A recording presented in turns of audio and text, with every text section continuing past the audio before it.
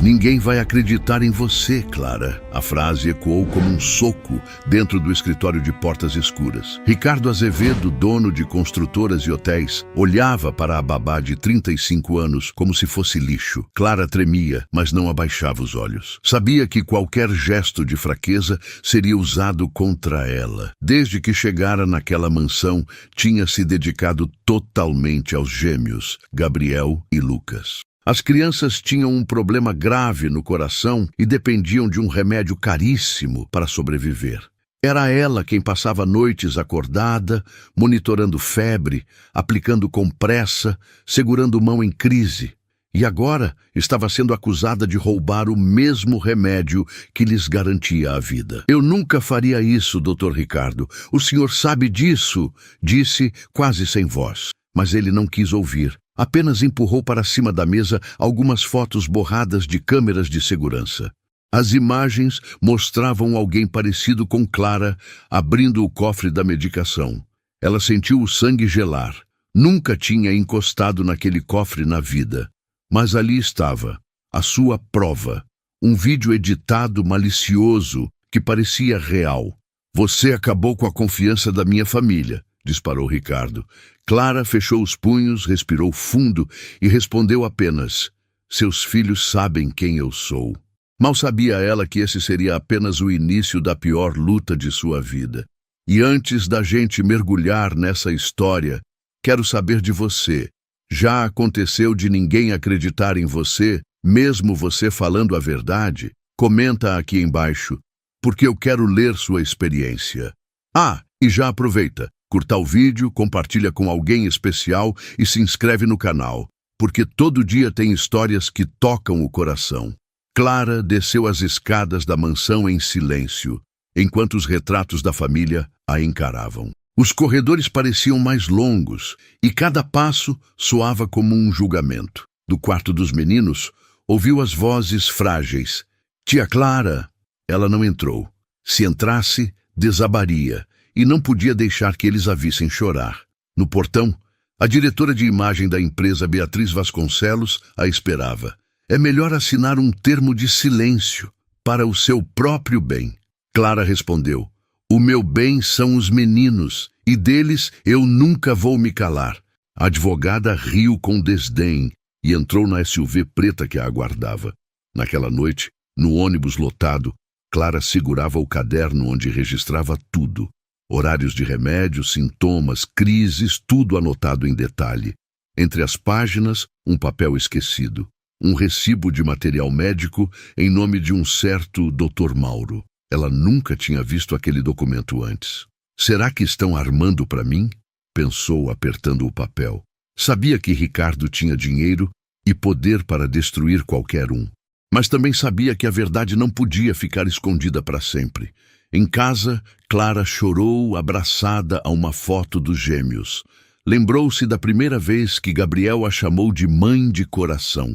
Lembrou de Lucas dizendo que só dormia tranquilo quando ela ficava no quarto. Essas lembranças eram mais fortes do que qualquer acusação. Ela abriu o caderno e analisou novamente cada registro de horário.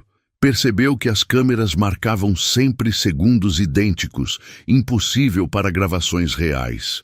Havia também um detalhe no vídeo, o reflexo de um relógio que não era dela.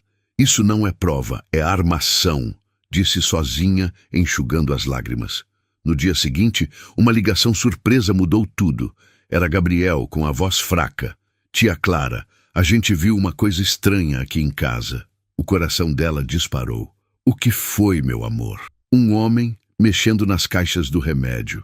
Mas papai não acredita na gente." Clara apertou o celular contra o peito, com as pernas tremendo.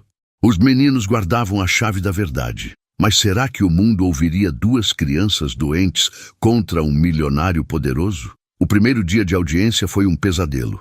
Ricardo chegou cercado de advogados e seguranças, como se fosse dono do tribunal. Clara entrou sozinha, vestida com seu uniforme simples de babá. As câmeras de TV se voltaram para ela, captando cada lágrima contida. O promotor exibiu os vídeos falsos como se fossem provas inquestionáveis. A plateia murmurava, julgando antes de ouvir. Clara pediu a palavra e disse: "Eu nunca traí aquelas crianças, jamais", mas foi interrompida pelo juiz. "Aqui precisamos de fatos, não de emoções." Ela sentou de volta com a garganta travada. Do outro lado, Beatriz sorria com arrogância, como quem já sabia o resultado. O coração de Clara doía não pelo medo da prisão, mas pelo risco dos meninos acreditarem na mentira. Ela segurou firme a foto deles no bolso como um amuleto. Respirou fundo e pensou: se eles vierem, tudo pode mudar. E naquele instante, as portas do tribunal se abriram devagar. O impossível estava prestes a acontecer. O silêncio do tribunal foi quebrado por um barulho de rodas no chão frio. Gabriel apareceu de andador, arrastando as pernas com esforço. Atrás dele, Lucas, na cadeira motorizada, avançava com determinação. O público ficou boquiaberto. Ninguém esperava aquelas crianças ali. Clara levou a mão à boca, lágrimas subindo sem pedir permissão. Eles pararam diante do juiz e pediram para falar. "Ela nunca roubou nada. É a nossa tia Clara", disse Gabriel. Lucas completou: "A gente viu outras pessoas mexendo nas caixas." O juiz ergueu as sobrancelhas, surpreso. Ricardo se levantou furioso, dizendo que os filhos estavam confundindo tudo.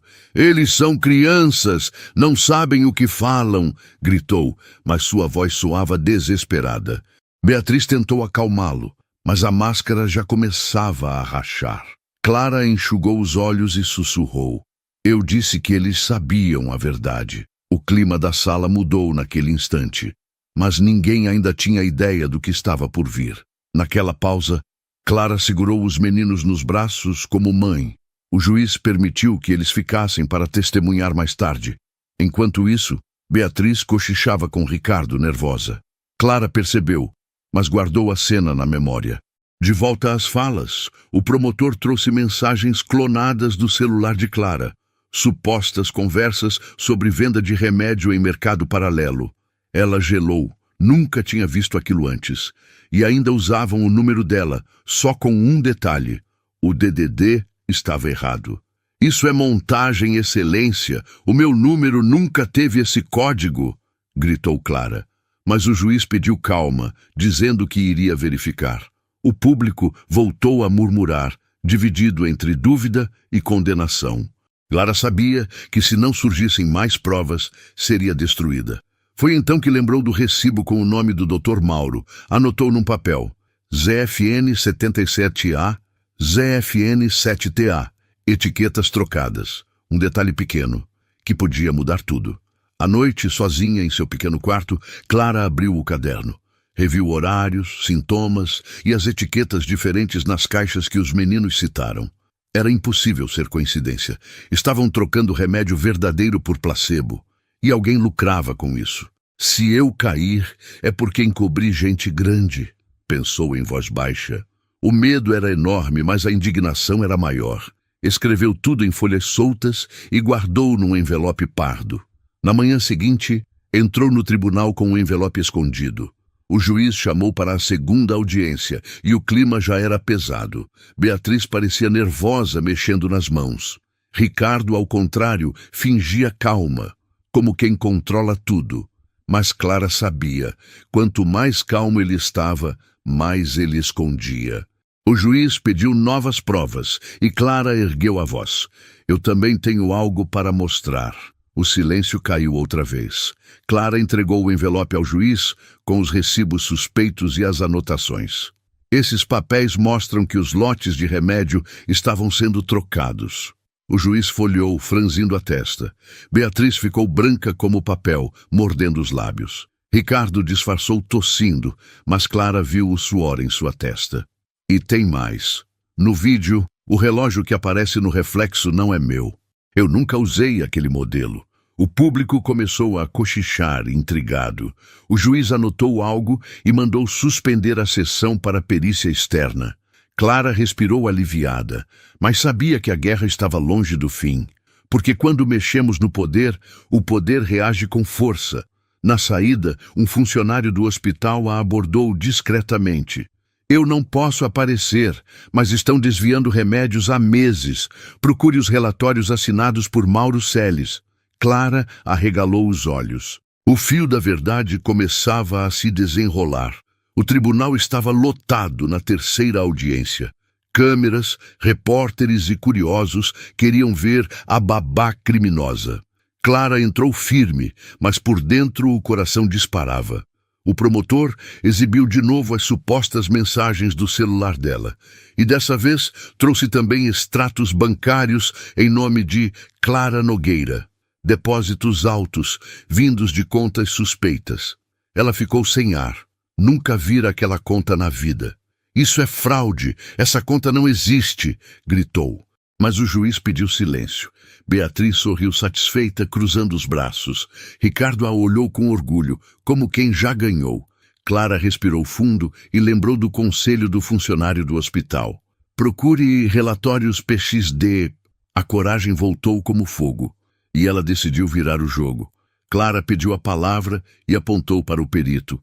Quem garante que esses documentos são reais é o mesmo médico que aparece nos recibos suspeitos. A sala se agitou e o juiz ordenou silêncio. Doutor, Mauro Celes se levantou, desconfortável. Disse que tudo era legítimo e que ela inventava histórias. Mas Clara, com voz firme, respondeu: se o senhor não deve nada, não terá problema em entregar os registros originais do hospital. O juiz anotou, pedindo investigação paralela. Beatriz tentou interromper, dizendo que era irrelevante, mas o juiz a cortou. Silêncio, doutora. O público vibrou em murmúrios. Ricardo perdeu um pouco da postura. Clara sabia. A muralha estava rachando. E quando a muralha racha, cedo ou tarde desmorona. De repente, Lucas ficou pálido no banco do tribunal. Levou a mão ao peito, respirando com dificuldade. Clara correu até ele, ignorando seguranças. Ajoelhou-se, levantou a cabeça do menino e aplicou o protocolo que aprendera nas madrugadas. Tragam água e o oxímetro, rápido! Gritou. O médico do fórum confirmou a arritmia, mas Clara já tinha estabilizado o garoto. O juiz observou em silêncio, impressionado. Ricardo tremia, sem reação. O público assistia boquiaberto. Ela salvou a criança ali mesmo, cochichava gente na plateia. Clara beijou a testa de Lucas, que sorriu fraco. Gabriel apertou sua mão, dizendo: eu sabia que você ia salvar ele, tia. E naquele momento, a máscara de frieza de Ricardo se partiu, porque todo mundo viu quem realmente cuidava dos filhos e quem estava apenas encenando um papel. No intervalo, Clara respirou fundo. Agora, não era mais só sobre ela. Era sobre provar que alguém estava usando os meninos para enriquecer. Na volta, o juiz pediu mais detalhes sobre as caixas de remédio. Gabriel levantou a voz. A gente viu uma mulher saindo do quarto do cofre. Quem era? Perguntou o juiz. Os meninos se entreolharam nervosos. Era a doutora Beatriz, respondeu Lucas, firme, mesmo com a voz fraca. O público explodiu em murmúrios. Beatriz empalideceu, tentando negar. Ricardo a olhou, incrédulo.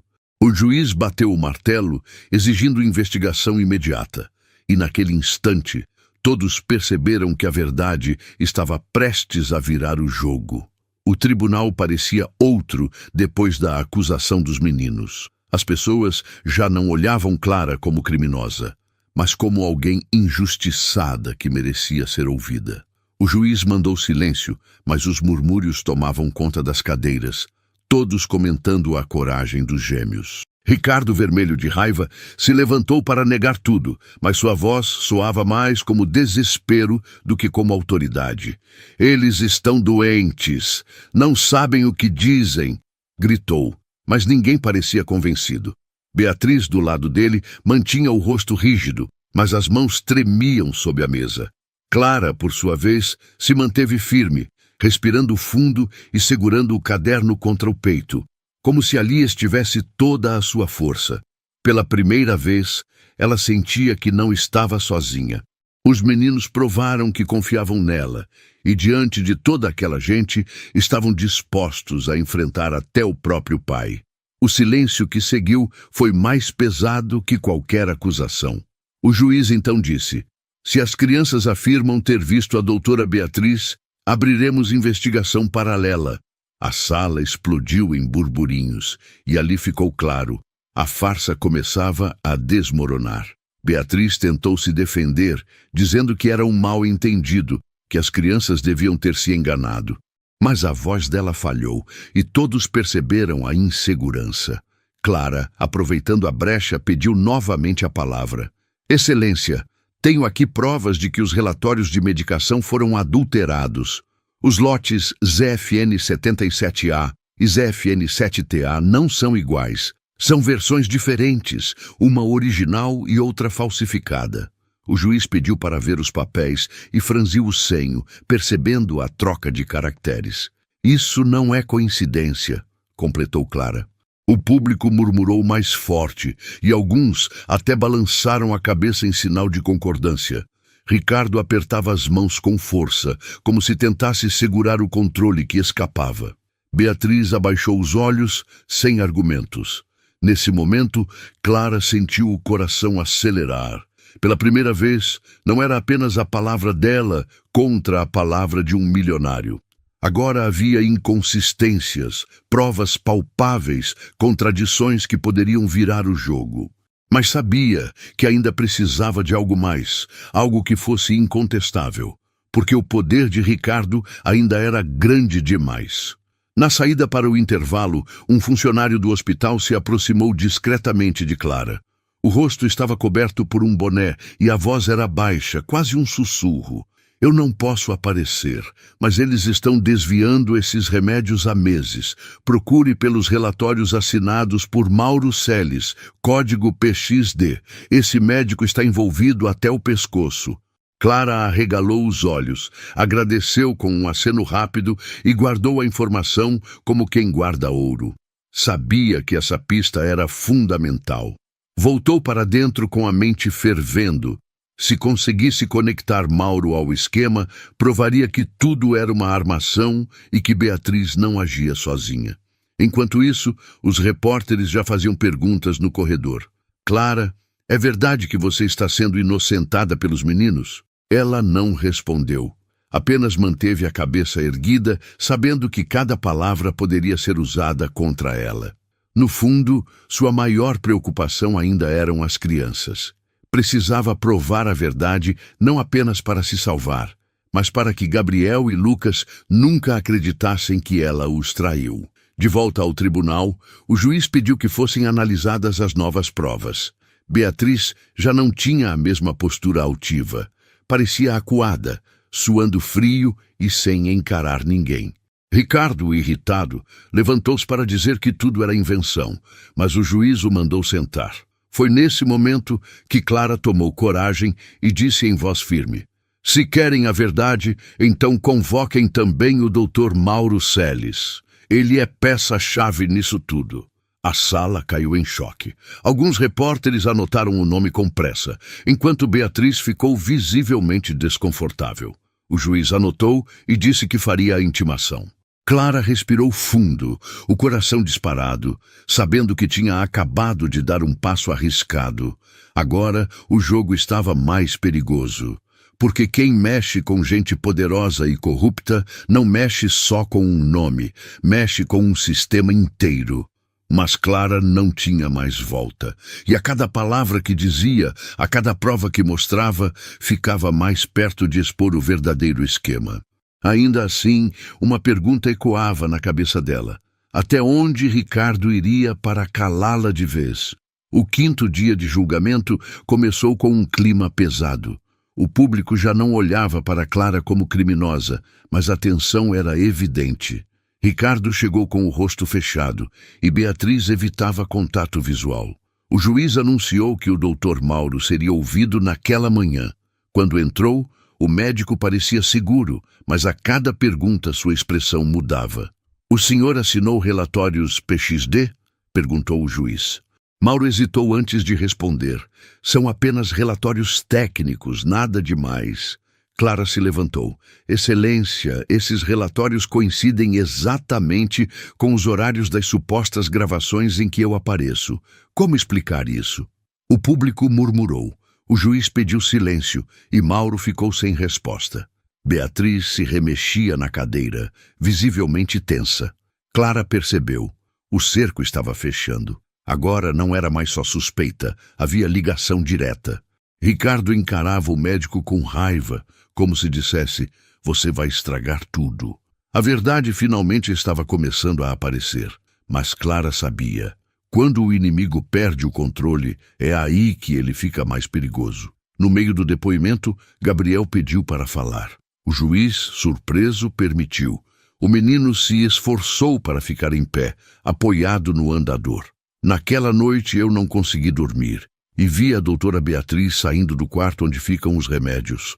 Ela segurava uma caixa. Lucas completou. A gente tentou contar para o papai, mas ele não acreditou. A sala ficou em silêncio absoluto. Beatriz ficou vermelha e Ricardo tentou interromper. Isso é ridículo. O juiz bateu o martelo exigindo ordem. Os repórteres cochichavam, anotando tudo com pressa. Clara, emocionada, segurava a mão dos meninos. A acusação já não parecia tão sólida. Pelo contrário, a cada testemunho, a defesa de Ricardo se desmoronava. E quanto mais eles tentavam negar, mais pareciam culpados. Foi então que o juiz pediu uma perícia imediata nos relatórios do hospital. O clima ficou pesado. Beatriz abaixou os olhos e Ricardo, pela primeira vez, parecia inseguro. A muralha estava ruindo. Minutos depois, um funcionário do hospital foi chamado como testemunha. Um homem simples, nervoso, mas decidido. Eu vi a doutora Beatriz tentando negociar remédios com pessoas de fora. Falava em dinheiro alto, falava em compradores estrangeiros. O público explodiu em murmúrios. Beatriz quase caiu da cadeira. Ricardo gritou que aquilo era mentira, mas ninguém deu atenção. O juiz pediu para continuar. Ela dizia que ninguém desconfiaria, porque a culpa cairia em outra pessoa, e essa pessoa era a babá. Clara ficou arrepiada. Tudo se encaixava. O plano era perfeito, usar a imagem frágil de uma empregada para encobrir um esquema milionário de desvio de remédios. O público agora olhava para Clara com respeito e indignação contra os verdadeiros culpados. O juiz anotava tudo com seriedade e a imprensa já preparava as manchetes. Babá inocente, milionário e advogada sob suspeita. Quando o juiz anunciou que Beatriz seria investigada formalmente, a advogada perdeu a postura. Tentou negar, mas a voz falhava. Ricardo, desesperado, levantou-se gritando. Isso é um complô contra mim. Essa mulher sempre quis destruir minha família. Mas ninguém acreditava mais nele. O juiz ordenou que Beatriz fosse afastada imediatamente do caso, e policiais entraram para escoltá-la. A plateia aplaudiu discretamente, emocionada. Clara chorou baixinho, abraçando os gêmeos. Estava mais perto da verdade do que nunca, mas sabia que o julgamento ainda não tinha acabado. O juiz disse que iria reabrir a sessão com as novas provas no dia seguinte. A imprensa corria para noticiar cada detalhe. Clara voltou para casa cansada, mas com o coração aquecido. Pela primeira vez, sentiu esperança de que seu nome seria limpo. Ainda assim, sabia que o momento mais difícil ainda estava por vir, porque Ricardo não desistiria tão fácil. No último dia de julgamento, a sala estava lotada como nunca. Repórteres, câmeras, curiosos, todos queriam ver o desfecho. Clara entrou de cabeça erguida, com os gêmeos ao seu lado. Ricardo já não parecia o mesmo homem seguro de antes. Suas mãos tremiam e o olhar estava perdido. O juiz iniciou a sessão anunciando que as perícias confirmaram adulteração nos relatórios e manipulação das câmeras. As provas contra Clara eram falsas. A sala explodiu em comentários. Clara chorava em silêncio, segurando a mão de Gabriel e Lucas. Beatriz, agora algemada, entrou escoltada com o rosto pálido. O público vaiou. Ricardo tentou se defender, dizendo que confiou nas pessoas erradas, mas o juiz foi firme. O senhor permitiu acusações falsas contra uma inocente. Isso tem consequências. Pela primeira vez, o milionário abaixou a cabeça. O juiz declarou em voz alta: Clara Nogueira está inocentada de todas as acusações, e este tribunal reconhece que foi vítima de uma armação. A sala vibrou em aplausos. Clara quase caiu de joelhos, mas os meninos a seguraram. Chorando, ela abraçou os dois com força. Eu nunca deixei vocês e nunca vou deixar, disse baixinho. O juiz continuou. O senhor Ricardo Azevedo será responsabilizado pelos custos e danos causados pelas acusações infundadas. A doutora Beatriz responderá por fraude, desvio de medicamentos e falsificação de provas. O público explodiu em palmas, emocionado. Clara finalmente tinha seu nome limpo, mas mais do que isso, tinha sua dignidade de volta. Ricardo parecia pequeno diante de todos, como se todo o poder tivesse se esfarelado. Na saída, Clara caminhava com os meninos ao lado. Repórteres gritavam perguntas, câmeras piscavam, mas ela não precisava dizer nada. A cena falava por si. A babá injustiçada, absolvida, acompanhada das crianças que sempre a defenderam. Algumas pessoas choravam, outras batiam palmas. Gabriel ergueu a voz, mesmo fraco. Ela é a nossa mãe de coração. A multidão aplaudiu ainda mais. Clara chorava, mas agora de alívio. Não precisava de fama nem de manchetes. O que importava era que os meninos sabiam a verdade, que nunca duvidariam dela. Que cresceriam lembrando de quem sempre esteve do lado deles, mesmo quando o mundo inteiro apontava o dedo. À noite, em sua casa simples, Clara olhou para os gêmeos dormindo no sofá. Cobriu-os com cuidado, ajeitou as almofadas e se sentou ao lado. As lágrimas caíam, mas agora eram leves, de vitória. Pegou o caderno e escreveu a última frase. A verdade vence, mesmo quando demora. Fechou as páginas e sorriu. O mundo podia chamá-la de heroína, símbolo de justiça, exemplo de coragem. Mas para ela, o que importava era ser chamada de tia Clara ou de mãe de coração, porque no fim não foi a lei, nem a imprensa, nem o juiz que a salvaram. Foram o amor e a confiança daqueles dois meninos frágeis que tiveram a coragem de enfrentar tudo para defender a mulher que nunca os abandonou. E essa lição ninguém poderia apagar. Mas o mais pesado ainda não tinha sido revelado. E aí me conta nos comentários, o que você faria se estivesse no lugar da Clara? Eu quero muito saber a sua opinião. Não esquece de deixar aquele like para fortalecer, compartilhar esse vídeo com os amigos e se inscrever no canal, porque assim você não perde nenhuma das próximas histórias que vão te emocionar ainda mais.